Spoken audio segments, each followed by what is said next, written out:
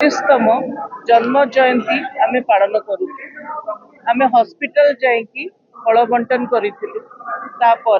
आम गछ लगे बहुत सुंदर सुंदर गछ लगे फल गछ लगे फूल गछ लगे।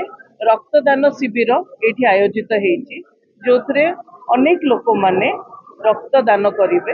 रक्तदान सबुठ पुण्यर काम कहीं बहुत पेशेंट मरी जाती ब्लड मिल न था से समस्त को रक्तदान करने कथा कहीं किसी एक्सीडेंट इमरजेंसी हो गला कि हठात किना कहार देह खराब हो गला एनीमिया हो गला अनेक जगह ब्लड टा दरकार थाए। सो ब्लड आम डोनेट कले रेगुलर इंटरवल रे सेटा ब्लड बैंक रे जाइकी स्टोर होकी थाए और जितेबाला पेशेंट मानकर दरकार हुए से ब्लड टा तांको दिया जाए थाए।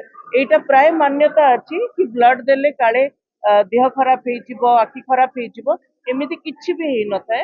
गोटे डाक्तर हिसाब से मुझे जानी कि ब्लड देले किसी साइड इफेक्ट्स किसी ना किंतु आपण जदि रक्तदान करेंगे आपण अनेक जीवन बंचार कैपेसिटी आपंकर आसो। अनेक बड़ सबुठ बड़ पुण्य हूँ रक्तदान। आज आम डॉक्टर श्यामा प्रसाद मुखर्जी जन्म जयंती रे गोटे पुण्य काम करुचु लोक मान प्रेरित करुचु कि से माने आगु को आसिकी गछ लगातु। हॉस्पिटल रे जो पेशेंट माने अच्छी वॉलंटियरी तांको भी देखभाल करंतु आउ ब्लड दियो। मुखर्जी अवसर में आमर फल बंटन वृक्षारोपण आउ ब्लड डोनेट कैंप प्रोग्राम होती बहुत लोक आसी ब्लड डोनेट कर बहुत लोक उपस्थित भी अच्छा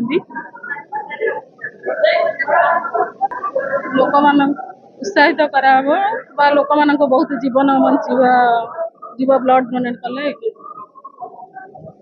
समस्ते योगदान कर बहुत बहुत धन्यवाद।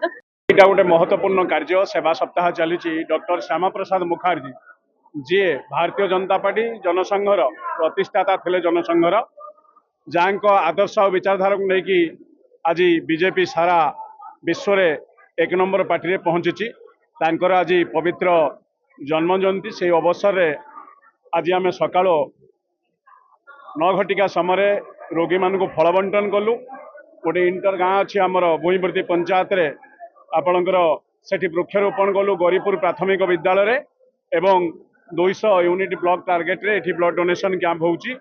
एथे मुख्य अतिथि भाव में आम ओडिशार महिला मोर्चार सभानेत्री ऐश्वर्या विश्वाल आछंती एवं आम जिलार यशस्वी सभापति भगवान पंडा अछंती एवं आमर प्रभारी जी आम निर्वाचन मंडली श्रीजुक्त अजय नायक से मध्य अछंती जिला साधारण संपादक कमलाकांत सुधार अछंती।